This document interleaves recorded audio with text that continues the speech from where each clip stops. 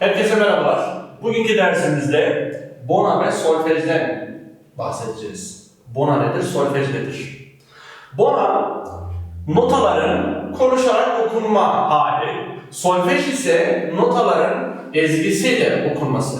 Bugünkü dersimizde bona çalışması yapacağız. Peki solfeji ne zaman yapmak lazım? Solfej çalışmasını ise enstrümanımızı çalmaya başladıktan sonra yapacağız. Neden? Çünkü enstrümanımızdan çıkan seslere uyum sağlamamız gerekiyor. Onu ileriki aşamalarda örneklerle göstereceğiz ve bol bol pratik yapacağız.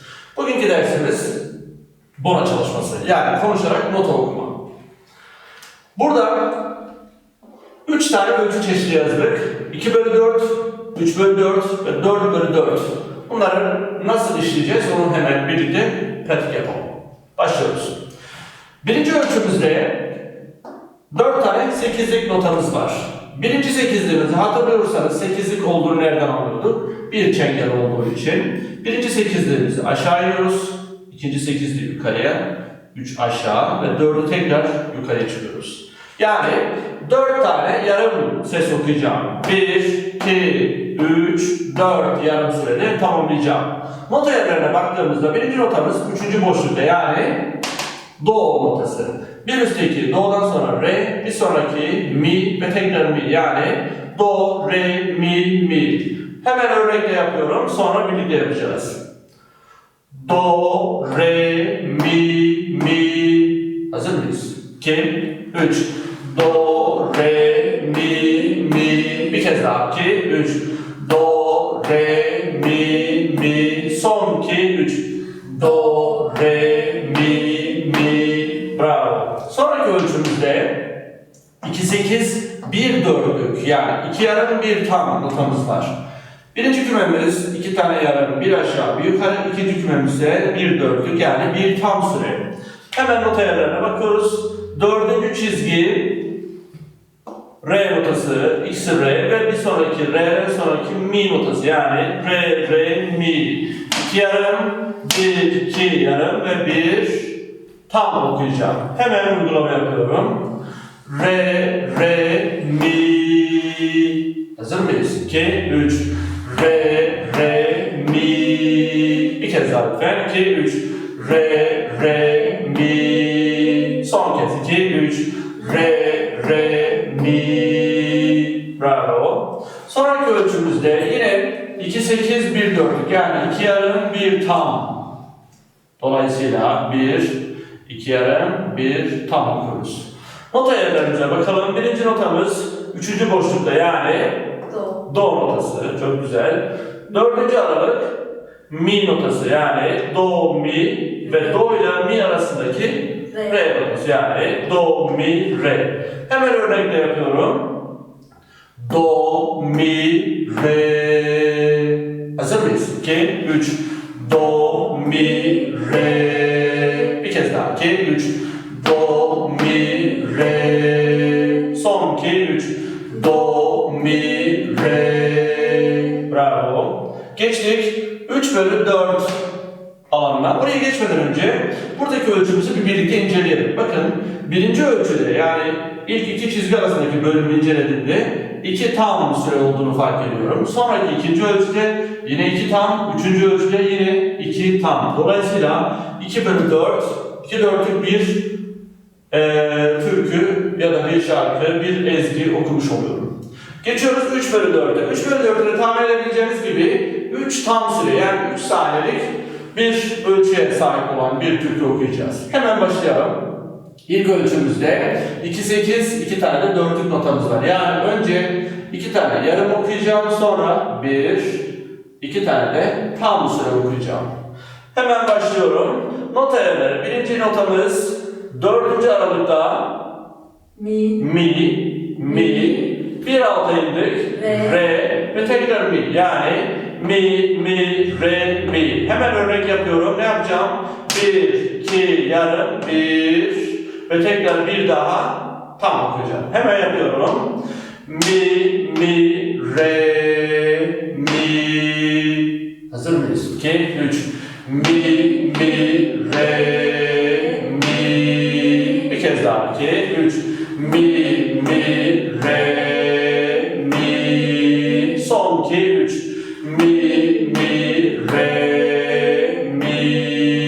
Bravo.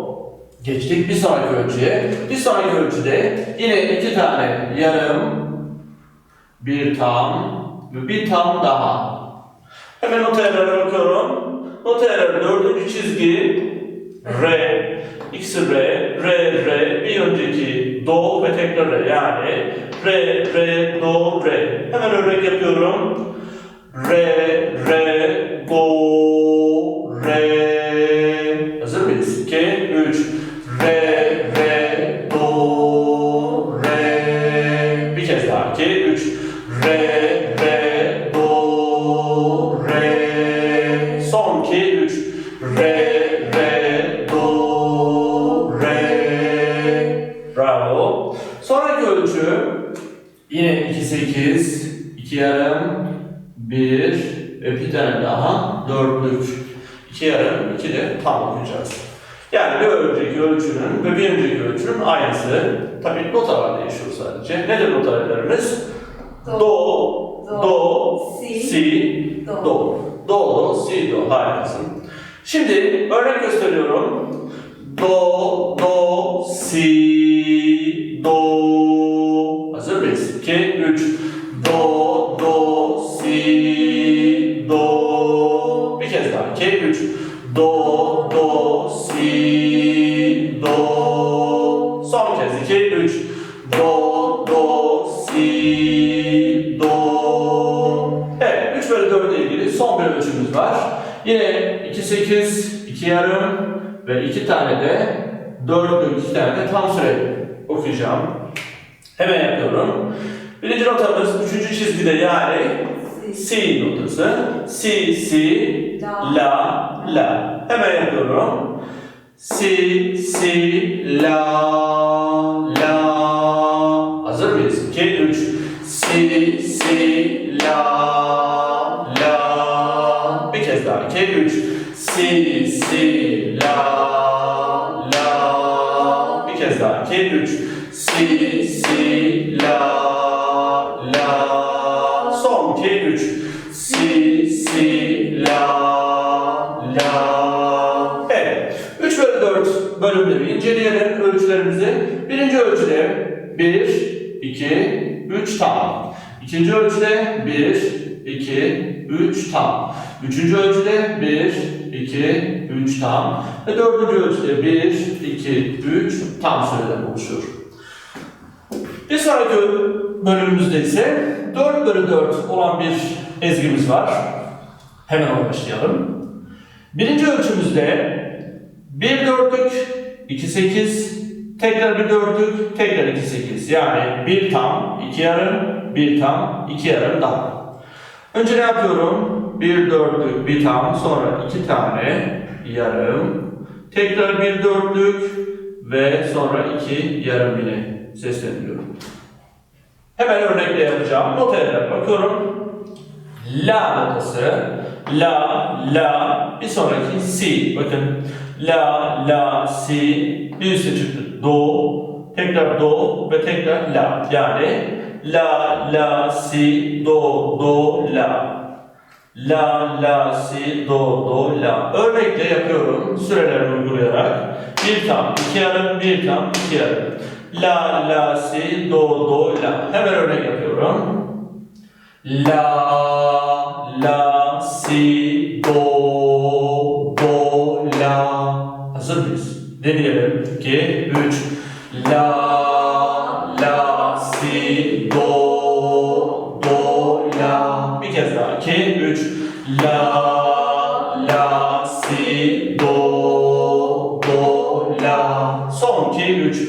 La, si, do, la. Harikasınız. Sonraki ölçü ise 1 dörtlük, 1 tam, 2 8, 2 yarım ve tekrar 1, 2 tane dörtlük süreden oluşuyor. Birinci notamıza baktığımızda 3. çizgi, yani si, do, bakın bu üste çıktık. Si, do, tekrar si, do, si, la. Yani si, do, si, la. Bu işlemi yaparken herhangi bir nota kağıdında mutlaka şu olaya dikkat etmelisiniz. Üzerlerine si, do diye yazmayınız.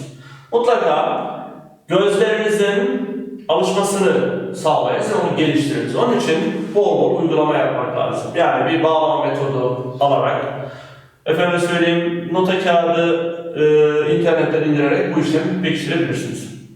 Hemen bu son ölçüde yapıyorum. Neydi? 1, 4, 2, 8 ve 2, 4. Si, do, si, la, la. Hemen örnek yapıyorum. Si, do, si, la, la. Hazır mıyız? 2, 3. Si, do, si, la, la. Bir kez daha. 2, 3. Si, do, si, la, la. Son kez. 2, 3. Si, do, si, la, la. Zamanla bu gelişecek tabii, alışacağız. Şimdi sizden istediğim şey şu, mutlaka bir dört başa sararak tekrar bana uyum sağlayarak bu işlemi biraz daha ilerletmeye çalışın. Çünkü ölçü okumayı başardıktan sonra herhangi bir enstrümana geçmeniz çok daha kolay ve rahat olacak. Daha rahat çalabileceksiniz. Bir başka derste görüşmek üzere, hoşça kalın.